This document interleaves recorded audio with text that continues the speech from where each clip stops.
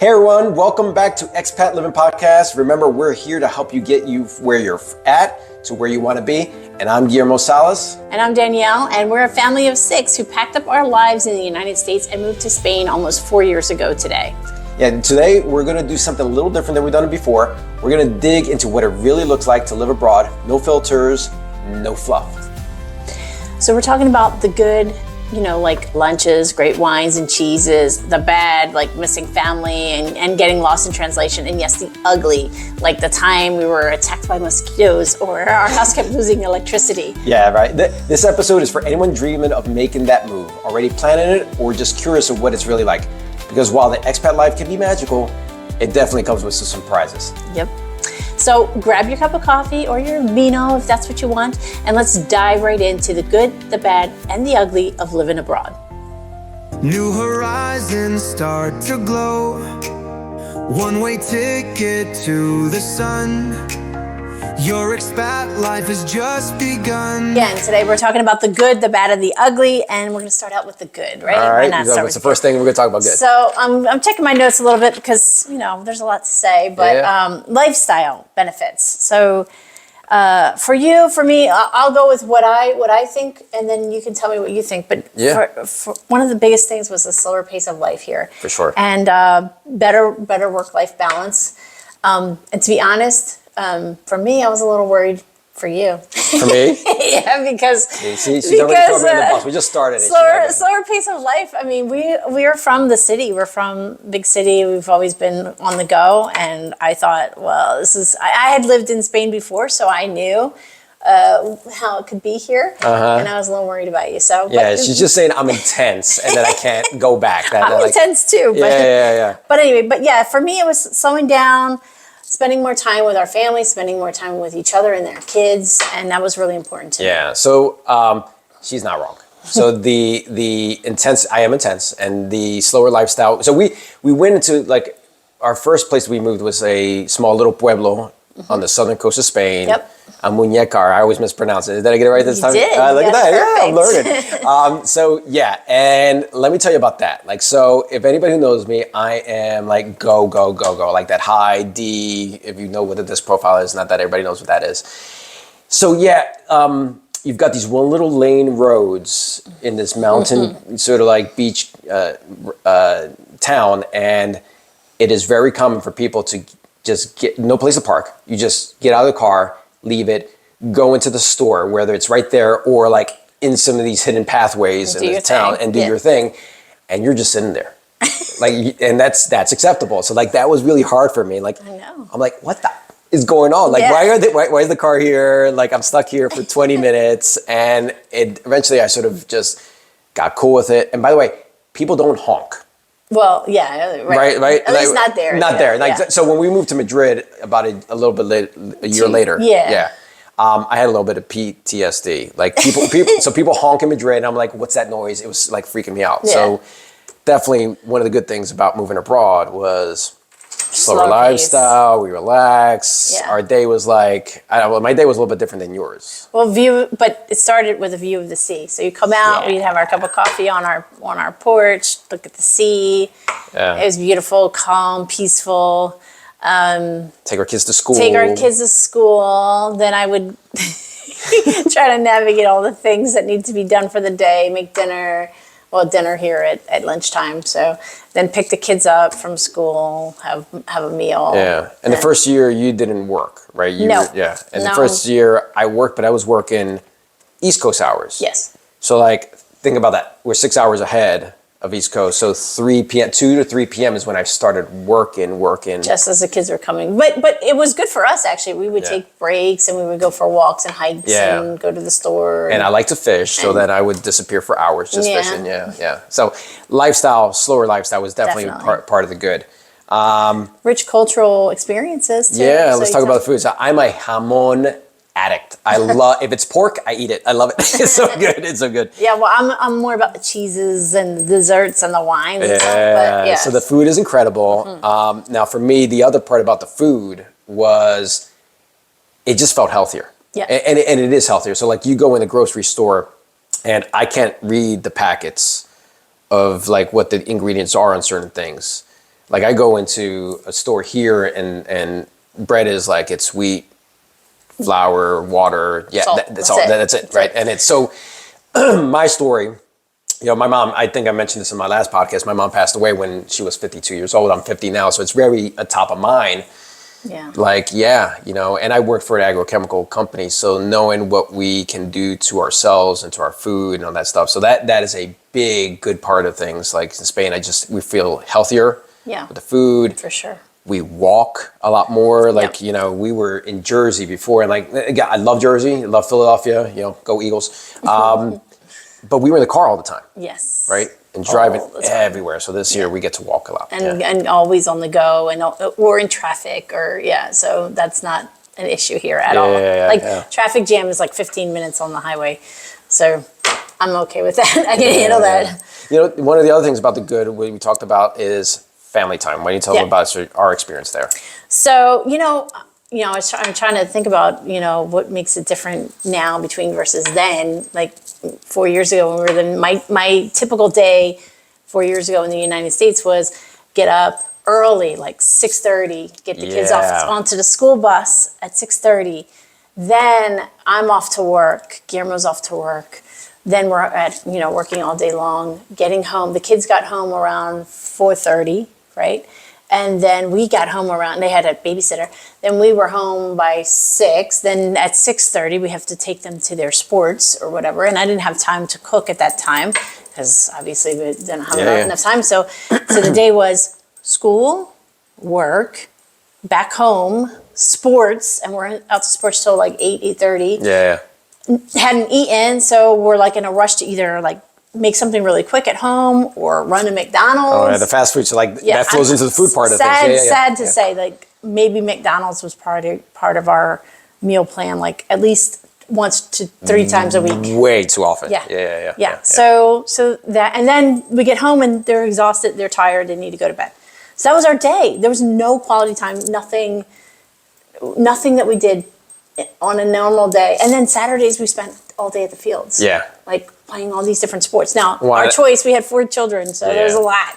But yeah, it was not a lot of quality. No, and I was coaching too, because that's the thing. Like dad's coach here, it's actually they got professions here, right? People are like professional coaches, and they take that on. So like I thought as a coach I'd be spending quality time with my kids, and I wasn't. I was spending more time with the other kids than my child, and so that's nice. I could be there in the moment with sort of the sports thing here with the kids.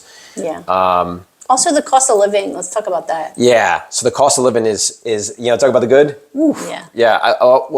What you want to talk about the insurance real quick, because she handles the insurance. I do handle. Yeah, and that's a powerful piece. So like, tell them what we spent before. Okay, so because we were in a business of real estate, we were private healthcare in the U.S. So we had good healthcare because we have 4 kids. We want to make sure that they're well taken care of. But we were paying at least a minimum of $2,500 per month. Per month, and that didn't include doctor visits, office visits, deductibles, none of that. So that's like if we were healthy and never got sick, we paid $2,500 a month. Yeah. I'm telling him this because he doesn't even know. Yeah, I kind of know now, but I didn't know back then for sure. Yeah. No, and here in Spain, so we do have private health insurance. It's fantastic. The healthcare is fantastic here. There's no doctor visit fee. I pay nothing. I just schedule my appointment. I go. There's no copay, so I have 100% coverage. Now there might be copay for some big things, but it's like it has to be super serious. No, spoiler alert. We're gonna get into like the bad and the ugly, but like so I had surgery. Yeah. I didn't pay anything out of pocket for that. We paid nothing for your surgery. Nothing like at all. Major surgery. Although you did have to pay when you went to your PT, your physical therapy sessions. I did, a little bit. That was true back then. It's like $40 per visit. Per session, yeah. Which is a normal office visit in the US. I had to buy my own what do you call muletas? Crutches. Crutches. There you go. Yeah. You see, that's part of the thing. You forget words in English sometimes too. Yeah, right. So, but our cost of insurance here is less than $5,000 a year, and that includes like any outside costs, like pharmacy costs, anything like that. So we went from probably about close to $30,000 a year to $5,000 a year. Yeah. So Big time. Big time change. And I definitely like the quality of the health insurance. People sort of might think of like, yeah, but it's the same as what you're used to. No, it's better. Yeah, I'll talk a in little bit many about ways, that. yeah. So the cost of living also applies to housing. So again, we lived in a smaller town on the southern coast of Spain the first year, but with a view of the sea. By the way. this thing was a private balcony, private pool. like literally on the patio, drinking my coffee, looking at the Mediterranean Sea, and you could see the dolphins jump in. It was just and yachts, like it was insane. 4,000, 5,000 square feet, between $2,000, a little less than right around $2,000, $2,500 max is what we paid. And that was a lot for that. That was like we were pimping it out. Like that was like we were at the top of sort of the price range there. Madrid is higher. Yeah. But I mean, we look at we still own a real estate company. Right. And we see stuff like a 2-bedroom in the middle of Center City is a $8,000 rental. Yeah. Right. Yeah, we're not paying that for a 4,000, 5,000 square foot piece or condo here. Like even in Madrid, the cost of living is going to be substantially lower than other parts of the world. Sure. Awesome. Yeah. Cool. So that's the good.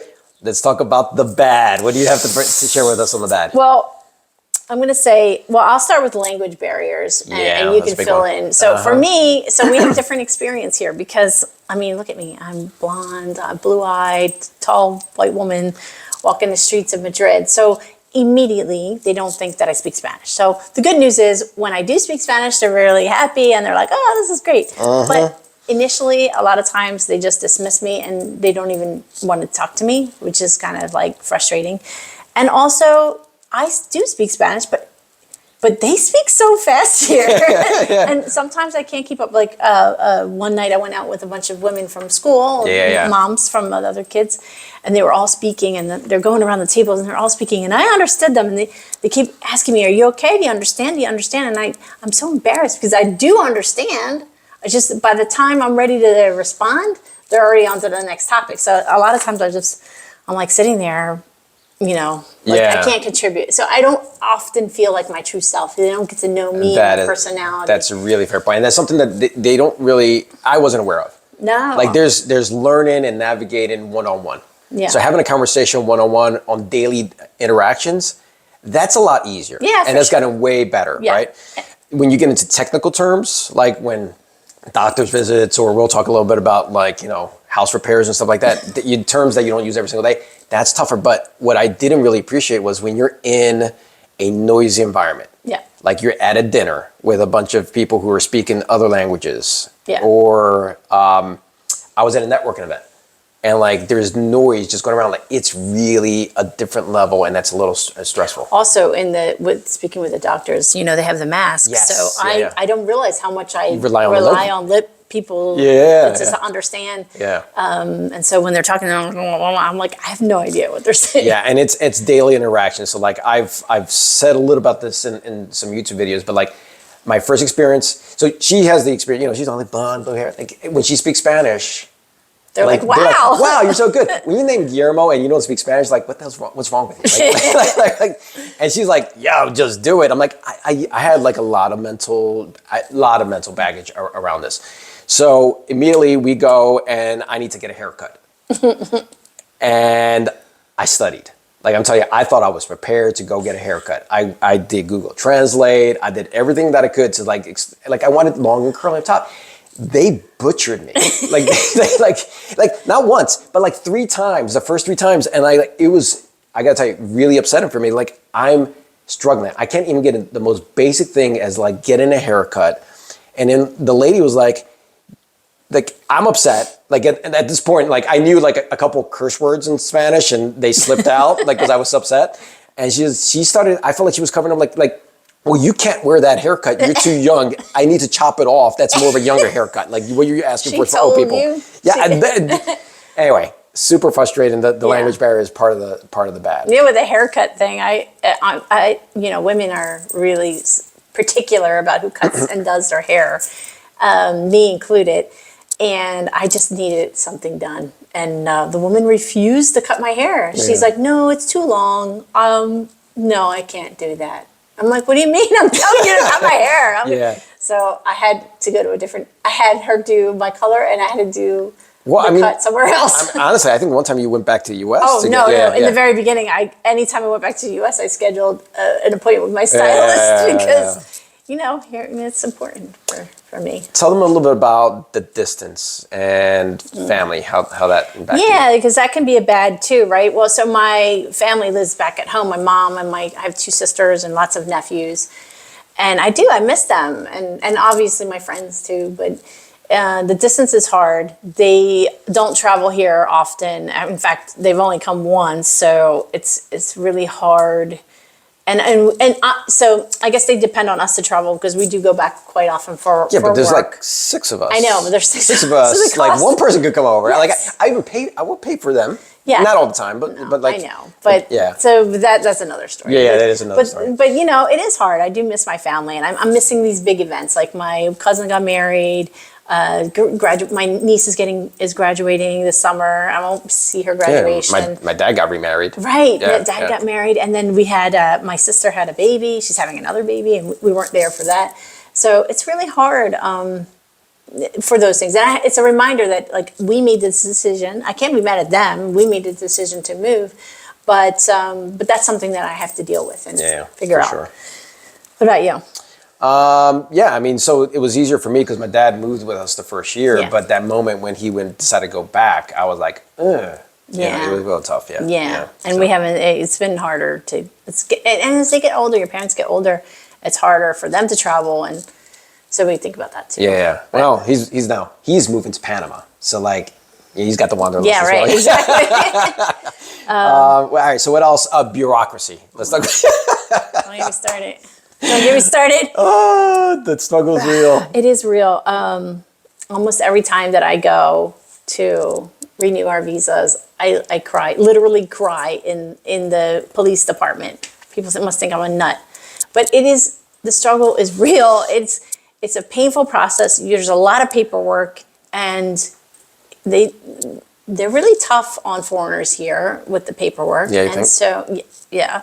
And then when you go to one person, they might have a different response than another person. So that was my experience. I went to the police department and I had one lady who was great, but I was missing something. So she sends me back and I come back to a different person and he's not as nice. And literally this one day I'm in the police department. He goes, you have the wrong form. It's caducado. It's caducado. That means it's expired. Expired, yeah. So you have to get a new one. And I'm like, yeah, but I was just here last week and the lady said it was fine. He's like, well, I'm saying it's not. Yeah. And so I'm like, okay, well, how do I get it? He's like, I don't know. Yeah. How would you get it normally? He literally did not help me. And I'm literally there with my 4 kids. Guillermo wasn't there. No, I was not there. He would have been, head would have exploded, yeah. Like it was a good thing I wasn't there. So the kids are like, what's happening, Mom? What's happening? And I'm furious. And when I get furious, I cry. I'm sitting there and the guy's like, next. I'm like, are you freaking kidding me? No, there's no next. I'm here. You're going to deal with me. Yeah. So I guess he saw the frustration on my face and he said, if you can get the paperwork, I'll process it for you today. Yeah. But he didn't give me he didn't tell me how to do that. Yeah. So I leave, I sit down on a bench and I start crying. And my kids are like, Mom, it's okay. We can come back. I'm like, it took me 3 months to get this appointment. I'm not coming back. I called somebody, actually another woman there who was sitting on a bench, probably struggling like crying. She gave me a phone number. She said, call this number. So I called. They were really helpful. They emailed me the thing.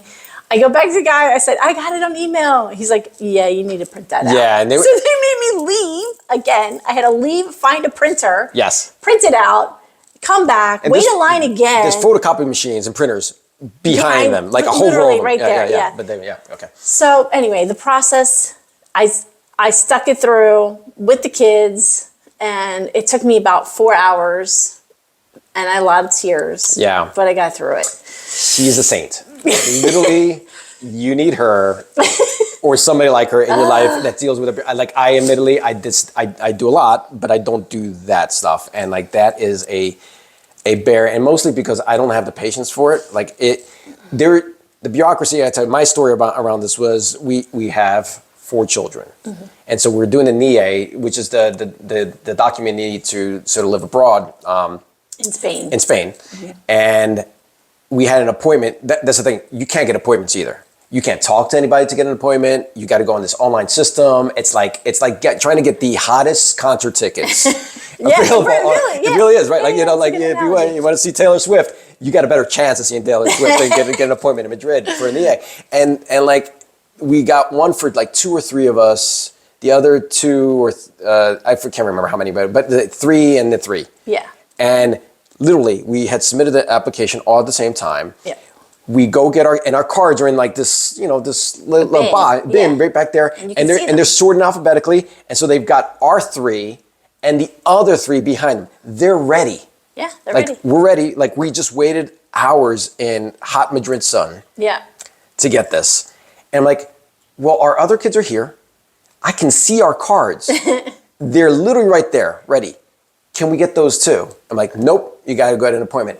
But there's no appointment. You can't get an appointment for like months. So that part is absolutely part of the bad. And I think the issue was Guillermo was traveling back to the U.S. and without the card, you can't get back into. You're supposed to not be able to get back into the country. So he had to get a return like special form from the police department. Yeah, we got a couple hacks with that. You just like forget about the NIE and you got your U.S. passport and you sort of just like go through. But yeah. But, maybe. Maybe. And it was around Christmas, so I was like, oh my God, I got to make sure I get back. Yeah.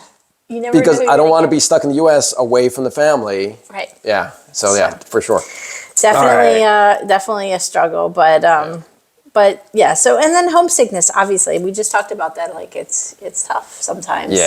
Missing my mom and my sisters and the kids, the nephews. Yeah, for sure. Yeah. All right, so let's jump into the ugly. The ugly. All right, so some major challenges here. Let's see. Our first rental. So while we had that beautiful view, the house itself was really old. And like a lot of times people have these homes at the beach, but they don't use them all year round. So they're only there for the summer. And when they are there, they're out and about. Nobody's like actually living in the house. So living all year round is not really, I believe, what it was intended for. No. So initially, like actually it didn't have heat or air conditioning because it was just when we got there it had air conditioning. No, because I negotiated for it. Okay. So if you need to talk to me about that. But I negotiated like I'm not moving into a house that does not have air conditioning or heat. But a lot of units do not. Very American of us, Pat. Yeah.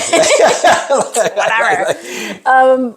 So anyway, but the other thing is like the mosquitoes. So that's the thing is, I thought about the heat.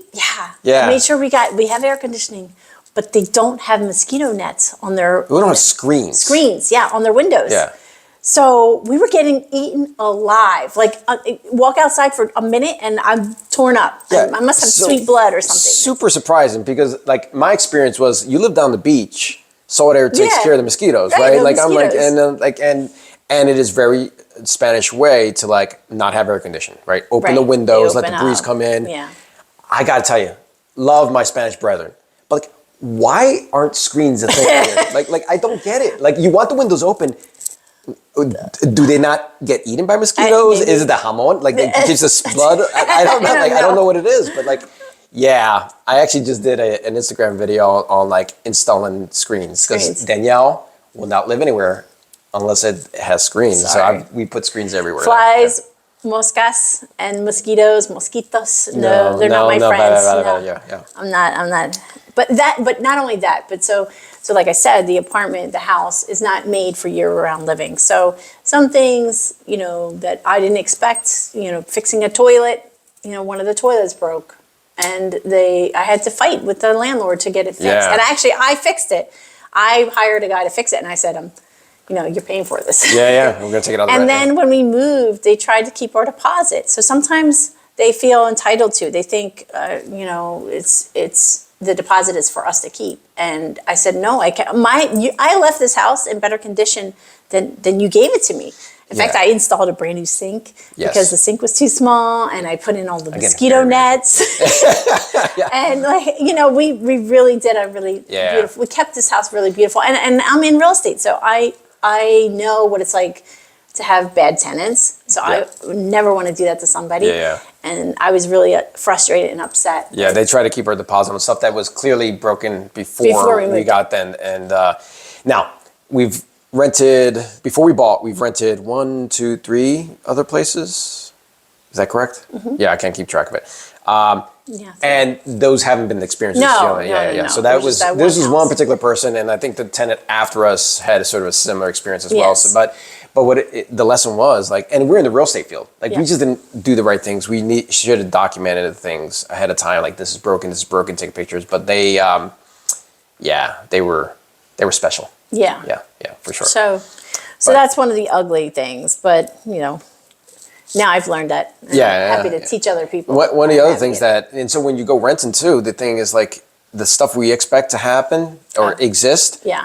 don't exist. Yeah. And so like we lost a bunch of places because we were like, for instance, an example, it's very common for people not to have light fixtures in their units that they rent. Like So when they move out, they take the lights with them. they take almost anything that's not nailed down. Like, so Right. the concept of a fixture is different here Yeah. than in the US. And Right. like the lights that are there, sometimes the air conditioning units that they installed, washer, the appliances, All of them. all of them. Even everyone. a stove. The stove, like a stove is could unheard not, of. yeah, and that's considered like, all right, you move in and you supply that. So we've actually bought a bunch of lights to install ourselves. We Yeah. had our own dryer. Again, very American of us. Yeah.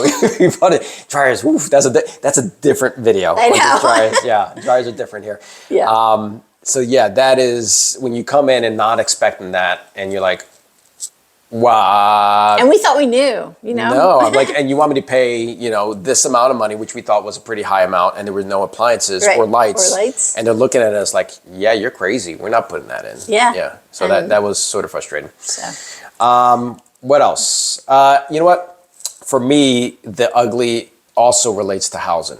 okay. So we did eventually stop renting and we bought our own place and did a complete gut rehab, which very good. I mean, the good side Yeah, is we had a like good real estate in Madrid has been going up, so I'm not complaining about that part of it.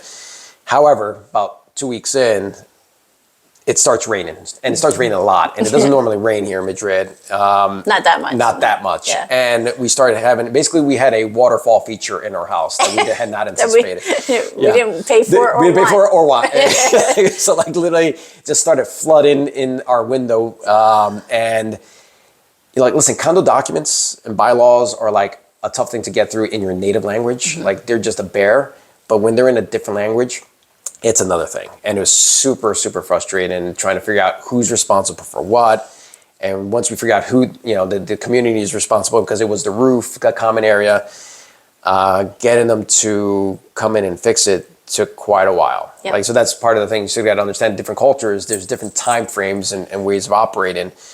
And there's a little bit, again, I'm not generalizing, but in some cases it's like patch Yeah. before it absolutely needs to be fixed. Yeah. And from the time that we had a little drip to like the waterfall, it literally was a waterfall, Yeah. like just With water towels fines, and towels and like buckets and- literally.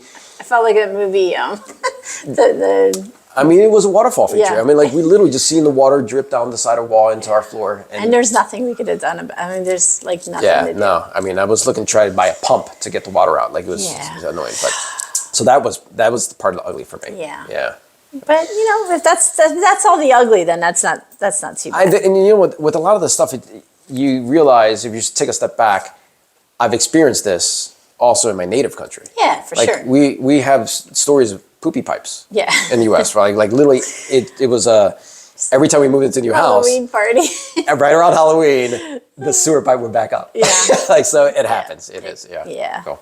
But and then so overcoming these things and working through it. Sometimes I do think like it would be so much easier if we could just go home and just home meaning go back to the U.S. Yeah. Well, one of the things At that least in the beginning, it was like that. yeah. Well, again, one last thing on the ugly was the story about our son, Oh. who was like, so we talked about coming over for it was supposed to be a year, right? And he was really getting into soccer, football here, Mm-hmm. and we thought it was like the U.S., right? You just go in right before school starts, you sign up for the team, you try out, and you're good. Not the case. First, let's talk about communication. Like, in again, a small little town, it's different in Madrid, but a small little town, like, there's nothing on the internet. It's almost like a time warp back to the 80s in some cases. Like, we where do you find Google doesn't really matter. There's no internet for the school. There's nothing. Like, literally, how we had to find out about the team was there was this little flyer in the middle of town on a post board, like literally a town poster. Yeah. Like town criers. That's the picture. I'm like, here, like sign in this week, 5 to 9. Yeah. And like, it was ridiculous. Well, and then you had to go to the town center at a specific time, say like a Tuesday from 5 to 7 to sign up. Only time they're available. The only time they're available. And there's a line, like literally down the stairs, out the door, around the block. Yeah. And we're like, what's the line for? Yeah. There's a sign up for football or for soccer. Right. Like, oh. And to fill in the information. Yeah. By the way, that could easily be done online. Yes. But it was handwritten. You had to hand in cash, one guy. And God forbid if he got to 7 o'clock or whatever, like, and it was time to go. Yeah. You're done. Yeah. It's not happening that day. So yeah, we got there, and then there's this whole concept about being federated. And it's a rule by FIFA. Yeah. Right? It's meant to protect people. Like, there was a situation where people would go recruit children from other countries, bring them over here to try out for sort of these professional clubs. If they got injured. And if they got injured or they weren't good enough, and then they're just sort of left stranded. Yeah. Right? And then there's all these bad implications that had come out of that. So it's a rule that's intended for the good and the benefit of protecting people. In our situation, so like it's the worst, right? Like, so we don't fit that situation. We're here with our family. We've demonstrated we have the means to remain here. Right. And it's still this long, documented, bureaucratic thing. And so the first year, that bureaucracy. Yeah, the bureaucracy. Our son could not play the first year. He practiced. Yeah. Right. And that was, so that's the good and the bad, right? Like, we found a team that they were just nice. Yeah. They had no reason to let him play. No. Right? They were frankly, he wasn't allowed to play. He wasn't allowed to play, and he didn't play, just so that we don't get in trouble with people. Yeah, no, but he didn't play. But he practiced with the team, and he learned skills. but it was scrimmaged. And he's way like the club games here, like they're incredible, absolutely. So that part was definitely the ugly, like seeing our son who had promised him and not being able to deliver that because we didn't understand the process was definitely one of those ugly moments. Yeah. Cool. But now it's all good. Okay, yeah. Again, like with all of these things, we've overcome everything. And, those days, those times of feeling like I want to go home, it doesn't exist anymore. And in fact, now when I think I want to go home, I think Spain. So when I go visit my family, I'm like, can't wait to go home. As we're doing with her sisters, then I would get you in trouble. No, I love to visit, but no, it really does. It's feeling every day feels more and more like home here. Yeah. And I wouldn't know it any other way. I wouldn't have it any other way. So that's a nice segue into sort of like, what are some of the tips you would share with people who are thinking about doing what we did, moving abroad? Okay, some tips. So, language, I would say first and foremost is language. I think we did a good job. So I studied in Spain when I was in college, and also Guillermo's family's Spanish. So I had practice and I knew the language. But if I was going to France, for say, or Germany, I wouldn't speak the language. So I would practice more the language before moving here. I was in denial. Like, I didn't start Duolingo way too late. Like, and you were making fun of me. Like, you were making this happen, and I don't think you think. No, I don't think you know we're moving. We're moving. So preparation. No, but I was preparing, and I was actually before we moved. I was trying to prep the kids too a little bit, so we would start them watching shows in Spanish. I started putting like little note cards all over the house that were in Spanish as to translate like chair or table or kitchen and certain things. So they did have a very base level, and they could say a few words and ask for a drink and like tell them about their allergies. So they did have some basics, and I think that's really, really important. I don't think you can, and I don't think you should go to another country and expect that they're going to speak English. No, we definitely, that was a switch in our mentality. We had to like in any country, because we love to travel. Yeah. Like we try to learn phrases before Yeah, we go for ahead sure. and just be respectful of their culture and that we're visiting them. Right. Yeah. Right. Yeah. For me, I think it would be build your network ahead of time.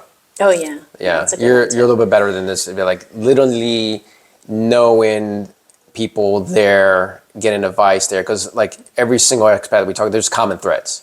Like we know so many families were like, yeah, we picked the wrong school for our child, Yeah. right? Right. Or we picked the wrong town, right? Right. And so like just building your network, doing a little bit more due diligence, and like so to put in my using an analogy from my business world, like people ask me all the time. I'm also a coach, a business coach. Like, why would anybody hire a coach? And the reality is, you could all figure out how to do it on your own. Yeah. Right? We could struggle through Like through the me. process. Yeah, like you. But you hire a coach to get from A to Z either quicker or with less stress or heartache. And that's what I would have done differently. I would have, and that's my tip is like, build your network, get somebody who's walked this path before you and help you, along that process. Yeah, definitely. Yeah. And like Guillermo said, hire a coach or hire a professional. And to be fair, I did hire somebody to help with a few things. Yeah. But Because it's like, because I am very capable, and the process is a very intense process. But in hindsight, I probably would have hired somebody to do all of it, all of it, so that when I got here on the ground, I could start living and enjoying it. But what happened was that first year, I actually did not work. I took that year off, and I had to. There's no way I couldn't have could have worked in my situation because of the 4 kids and then figuring out the school system, figuring out the bank system, figuring out how to get a car, how to buy a car, like all the things that you don't really think of or you take for granted. well, that's what I mean with the network. It's like there's going to be culture shock. Let's just call it what it is. It's going to be culture shock, and so there's going to be a lot of things and a learning curve. And if you can shorten that learning curve, that's another sort of tip. Like understand like the mindset coming into this. There's going to be sort of like this bell curve, right? There's this in beginning like honeymoon period, this euphoria where like this is the greatest thing ever. Love Everybody's it. stupid that they're not doing this thing, Right. and that's the high, and then it goes the other way, right? The low, I like, hate it. what did I do? This is so stupid. Like Right. and then that could be the point where people go back. Yeah. But if you sort of persevere, then you sort of get into sort of like a normal. It's never as high as it was before. Right. Never as low as it was before. But you And start I'd say living. it's higher than where it was. So if the line was here before, and you've gone up and down, And then you're right and back. then you're back. You're like here now. Yeah, and You know? you're thriving, and you've got all the benefits. Like our kids, Exactly. man, they're experiencing things that I've never thought about seeing. Like I'm a kid who grew up in the middle of North Philadelphia. Like I didn't think like my kid would go on a mission project to Africa, right? Or their geography class is to Norway. Iceland. Like I went to the public library. Yeah. Like that was my We went to the school museum, trip, right? art museum every year. Woo, Yeah. I'm like, hey, so my kid's going to Norway, you jerk. Like this. So, No, it's true. I mean, they've gotten this great experience. They go to we found the right school, and that's part of the process too, is finding the right place for them. So we found the right school for us and for our family and for our children. They're thriving. They're doing well, and they've got great friends. They have international friends from all different countries, and they're actually learning to speak French as well. So they're speaking English, Spanish, French. And so for us, when you think about like what the economy, whatever the economy is going to look like in the future for them, like it's global, right? Right. And we've opened doors for them that we didn't have. I mean, yeah. Here's another tip of advice. So like our kids are not going to struggle the way we struggled, right? And so one of the things that was important to me was they needed to experience some challenges that they know that they can come out the other side and thrive. right. So like to be thrown into the middle of like, hey, I'm in a school where I don't speak the language and I've got to thrive. And yeah, literally I tell you the first 3 to 6 months, I'm questioning me as a parent, Right. whether we made the right choice, whether I'm a good parent or not, Yeah. and lots of tears. But now within 3 to 6 months, they turn the corner. Yeah. They're thriving in a way that they weren't thriving before, and they've got now a wealth of experience that's going to just separate them from the pack.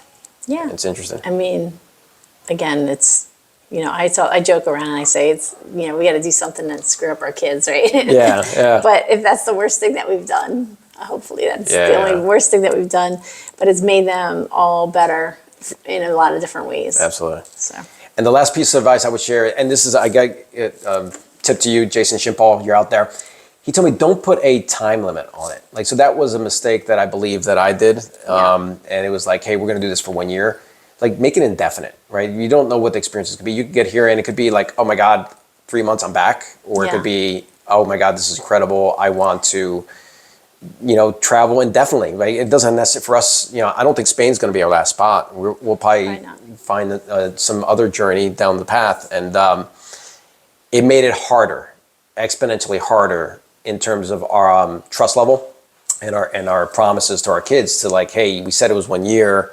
It became 2 years, 2 years became indefinite. And if we had just not had a time limit in the beginning, I think that would have been an easier process for the family. So what do you wish you had known before you came here? I don't know, I gotta think about that. What would you say? So for me, definitely how stressful and difficult the visa process was going to be. Okay. Because you start the visa process in your home country and it's manageable because you're in your own language, you're in your own world. But once you're here and you're renewing that visa, and like I said, crying in the police department doesn't look good for anybody. But it not only was it difficult, but it was really stressful for me. And it was one of the things, if I had questioned about whether or not I wanted to stay, that was one of the things. So if I could tell somebody that now, it is stressful, and get help if you can before you move. Yeah. Well, that was really fun to relive, wasn't it? Yeah. And maybe just a little bit painful too. But honestly, I wouldn't trade this journey for anything. That's right. You know what? Living abroad isn't always picture perfect, but it is life changing. So if you're thinking about making the move or you're already in the middle of it, just know you're not alone. Yeah, we've put together a free guide to help you navigate the big questions and avoid some of those mistakes that we've made. So, you can grab it in the link below in our description or on Instagram. Absolutely. And hey, if this episode made you laugh or cringe a little bit or feel a little bit more inspired about life abroad, would you please do us a favor, share with a friend, leave a comment, or, hit that subscribe button. Right. Thanks for joining us again at Expat Livin. And until next time, stay curious, be brave, and please, please, please keep dreaming big. Awesome. See you guys soon. Bye, my friend.